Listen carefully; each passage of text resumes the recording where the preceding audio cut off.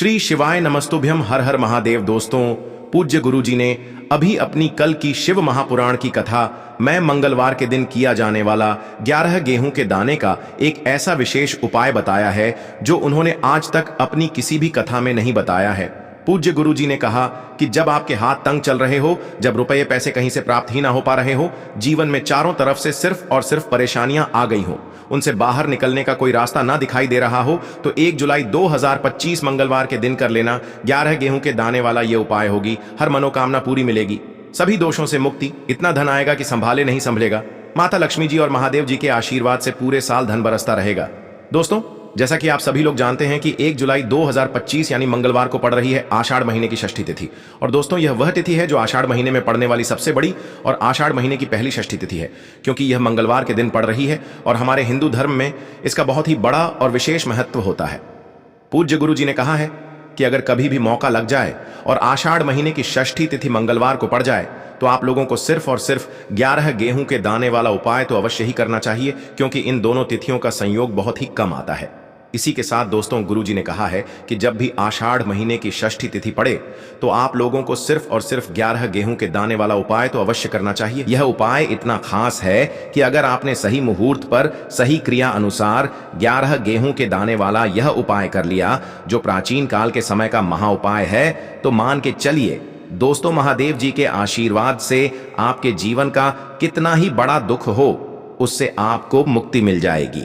आपकी कोई भी मनोकामना हो, मान लीजिए आप नौकरी की तैयारी कर रहे थे तो आपकी नौकरी लग जाएगी, आपका बंद पड़ा व्यापार चल पड़ेगा। और दोस्तों, आप जिस बीमारी से आप बहुत दिनों से परेशान थे, उस बीमारी से आपको मुक्ति मिल जाएगी। आपके जीवन में धन आना शुरू हो जाएगा, आपके जीवन में धन आने के नए नए रास्ते खुल जाएंगे। और मान के चलिए दोस्तों, फिर आपको किसी भी प्रकार की परेशानी का सामना नहीं करना पड़ेगा। इसीलिए दोस्तों, 1 जुलाई मंगलवार षष्ठी के दिन आप लोगों को इस वाले उपाय को जरूर कर लेना है। भले ही आपने पूरे साल भर इस उपाय को न किया हो, पर अगर आपने इस आषाढ़ महीने में पड़ने वाली षष्ठी के दिन अगर इस वाले उपाय को कर लिया, तो आपको इस उपाय को करने का वह फल मिलेगा जिसकी आपने कभी कल्पना भी नहीं करी होगी। इसीलिए आप लोग इस गेहूं वाले उपाय को एक बार जरूर कर लेना, ताकि आप लोगों के हाथ से यह मौका ना जा सके और आपको इस उपाय को करने का फल मिल सके। दोस्तों, यह उपाय पंडित जी ने अपनी अभी की ही शिव महापुराण की कथा में बताया है, जो इस उपाय को आज हम आपको बहुत अच्छे से समझाने वाले हैं। इस वीडियो को देखने के बाद इस उपाय को समझने के लिए आपको कोई और वीडियो को देखने की जरूरत नहीं पड़ेगी। तो दोस्तों, इस उपाय को आपको कैसे करना है, कब करना है, कहां पर करना है, और उपाय को करते समय आपको किन किन गलतियों को नहीं करना है और आपको किन किन बातों का ध्यान रखना है, ये सारी जानकारी हम आपको इस वीडियो में देंगे। तो चलिए भक्तों, उपायों को शुरू करते हैं। अगर आप भी चाहते हैं कि महादेव जी का आशीर्वाद आप पर सदैव बना रहे, तो वीडियो को लाइक करें, चैनल को सब्सक्राइब करें और कमेंट बॉक्स में हर हर महादेव जरूर लिखें। और अपने फायदे के लिए, गरीबी दूर करने के लिए इस वीडियो को पूरा देख कर जाना। यदि आज आपने वीडियो को बीच बीच में से देखा, काट काट कर देखा, तो जीवन में आपको कभी सफलता हासिल भी नहीं होगी। देखिए दोस्तों, यह 1 जुलाई मंगलवार षष्ठी का दिन यह इतना खास होता है, इतना महत्वपूर्ण होता है। देखा गया है कभी कभी बड़े बड़े पूजा पाठ अनुष्ठान से जो मनोकामना पूर्ण नहीं होते, वह 1 जुलाई मंगलवार के दिन एक छोटे से उपाय करने से ही आपकी मनोकामना पूर्ण हो जाती है। अब हम समझते हैं इस वाले उपाय को हमें करना किस समय है। इस 11 गेहूं के दाने वाले उपाय को हमें इस मंगलवार के दिन करना किस समय है। तो देखिए, इस उपाय को करने का जो समय है वह सुबह का समय है और शाम का समय भी है। अब देखिए, यहां पर हम मुख्य रूप से सुबह का समय नहीं बोलेंगे, क्योंकि 1 जुलाई मंगलवार षष्ठी का दिन है और इस दिन प्रदोष काल के समय का बहुत महत्व होता है। बाकी अगर सुबह के समय भी करेंगे तो भी अच्छा होगा, उसमें कोई भी दिक्कत वाली बात नहीं है। तो चलिए जानते हैं इस विशेष उपाय के बारे में। लेकिन उससे पहले एक प्रार्थना, अगर आप इस चैनल पर नए हैं तो आप इस वीडियो को लाइक करें, चैनल को सब्सक्राइब करें और कमेंट बॉक्स में आप अपनी राशि या अपना नाम जरूर डाल दें, क्योंकि हम राशि से जुड़ा भाग्य भी बताते हैं और भाग्य में चल रही परेशानियों को दूर करने के लिए वह आसान से आसान उपाय भी बताते हैं। तो चलिए अब हम अपने सबसे पहले उपाय की बात कर लेते हैं। देखो, गुरु जी ने कहा है कि अगर मंगलवार के दिन षष्ठी तिथि पड़ जाए तो इस दिन आपको 11 गेहूं के दाने वाला उपाय तो अवश्य ही करना चाहिए। देखो, यह उपाय, यदि आपके जीवन में कर्जा बहुत अधिक है, आपके जीवन में संकट बहुत अधिक रहते हैं, आपके ऊपर बहुत अधिक विपदा आ रही है, बार बार आपको अपने व्यापार में और अपने धन में हानि देखने को मिल रही है, यानी कि आपको प्रत्येक कार्य में हानि हो रही है, तो आपको यह उपाय करना चाहिए। देखिए, इस उपाय के लिए आपको 11 गेहूं के दाने आपको लेने हैं। ठीक है, 11 दाने लेने के बाद में आपको जरूरत होगी चावल के दानों की। 11 चावल के दाने और 11 गेहूं के दाने, और चावल के दाने खंडित नहीं होने चाहिए। अब आप कहोगे, भैया गेहूं कहां से लेने हैं? देखो आपको किसी भी किराना स्टोर पर गेहूं के दाने आपको आसानी से मिल जाएंगे, जाकर ले लेना, ठीक है ना। 11 गेहूं 11 चावल के दाने लेने हैं। साथ ही साथ आपको एक तांबे का लोटा लेना है और उस तांबे के लोटे में आपको जल भरना है। जल आपका खुद के घर का होना चाहिए, मंदिर का नहीं होगा। अब आप ये सब सामग्री लेकर पहुंच जाओगे महादेव के शिवलिंग के पास में। शाम के टाइम पे प्रदोष काल में देखो, जब आप ये उपाय कर रहे हो तो अपना फेस रखना उत्तर दिशा, नॉर्थ डायरेक्शन की तरफ। अब यहां पर जो मैं आपको क्रम बताने जा रहा हूं ना, उस मेरे क्रम को बहुत ध्यान से सुनिए। महादेव को अगर कोई सबसे प्रिय है ना, तो उनकी सबसे छोटी पुत्री, जिनका नाम है माता अशोक सुंदरी, जो आपके पास में चावल के 11 दाने हैं ना, उन चावल के 11 दानों को माता अशोक सुंदरी के स्थान पर आपको अपना नाम और गोत्र बोलते हुए समर्पित कर देने हैं, है ना।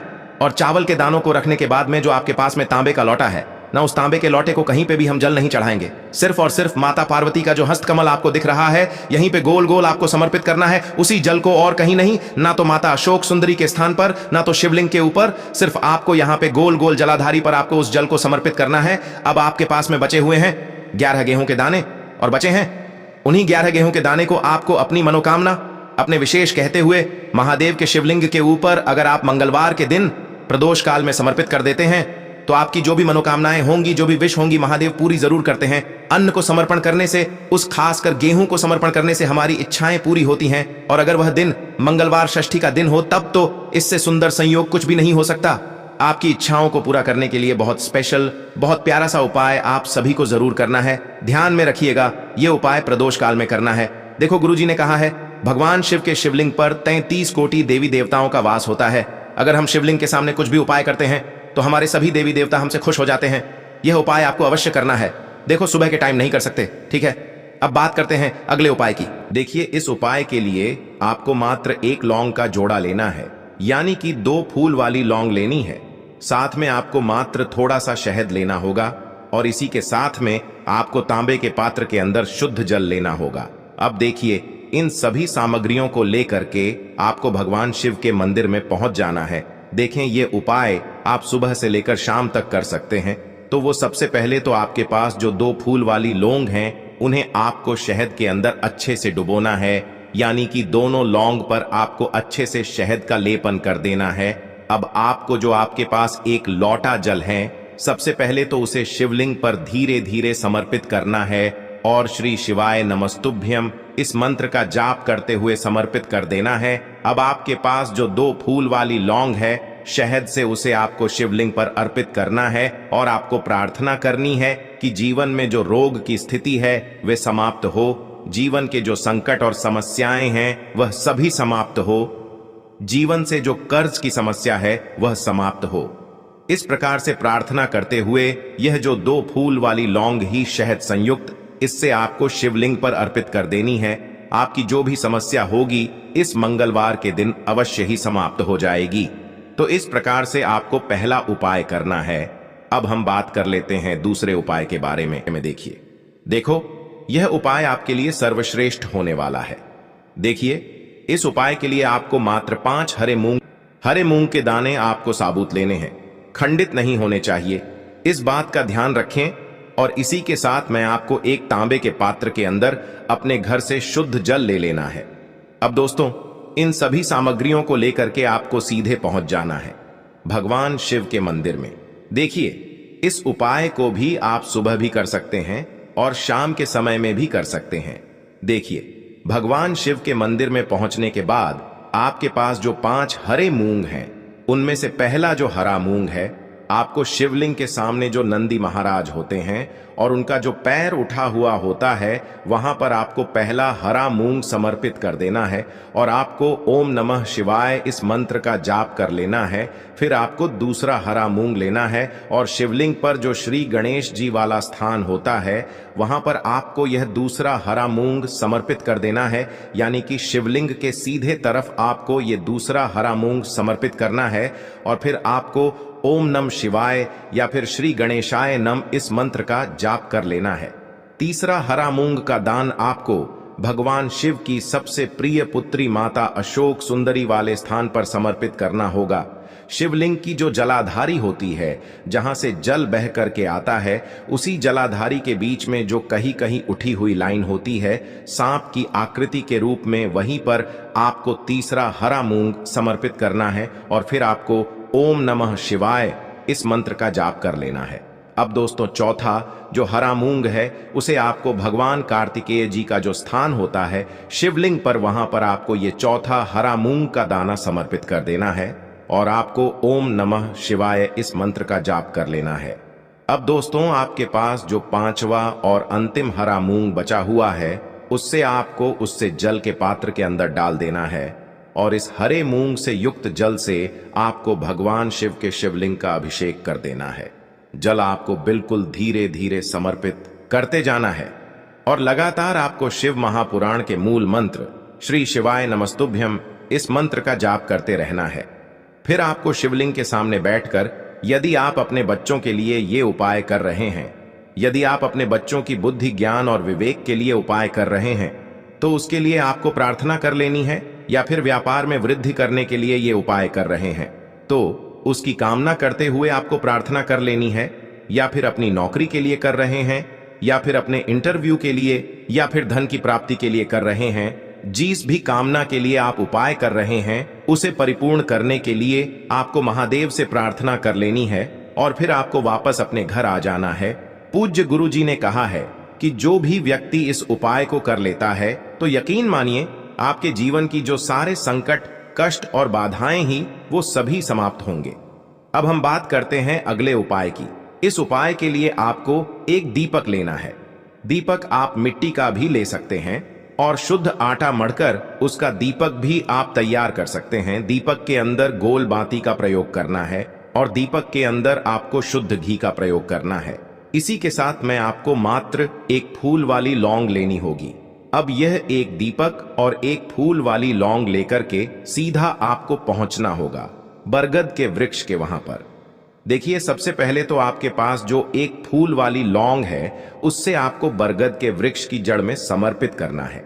देखिए अगर आपके जीवन में कोई भी बड़ा संकट आने वाला है, कोई भी बड़ा कष्ट आने वाला है, तो वह इस उपाय के माध्यम से दूर होने वाला है।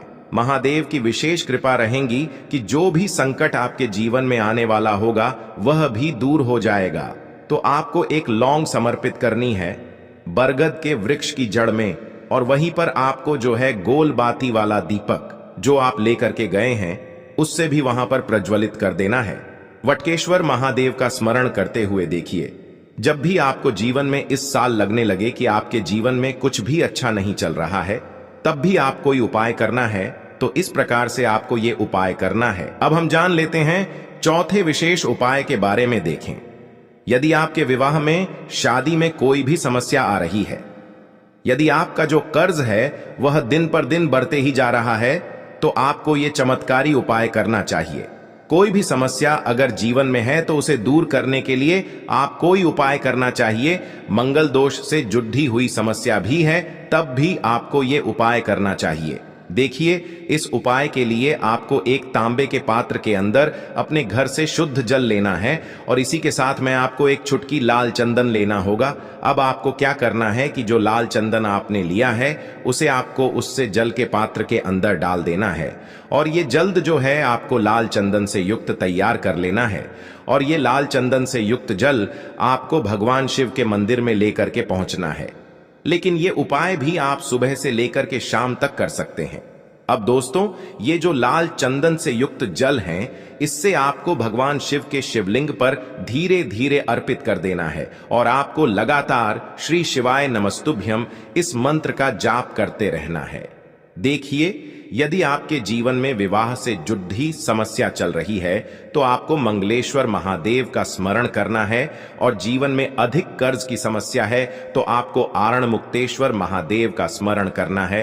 देखना एक दिन आपकी सब तरह की समस्या जल्दी ही समाप्त हो जाएगी। तो इस प्रकार से आपको ये चौथा उपाय करना है। अब हम जान लेते हैं अंतिम और पांचवें उपाय के बारे में। देखिए मंगलवार का दिन है और हनुमान जी भगवान शिव के रुद्र अवतार हैं, तो यह उपाय और भी खास हो जाता है। तो ये जो उपाय है विशेषकर आपको हनुमान जी के वहां पर ही करना होगा।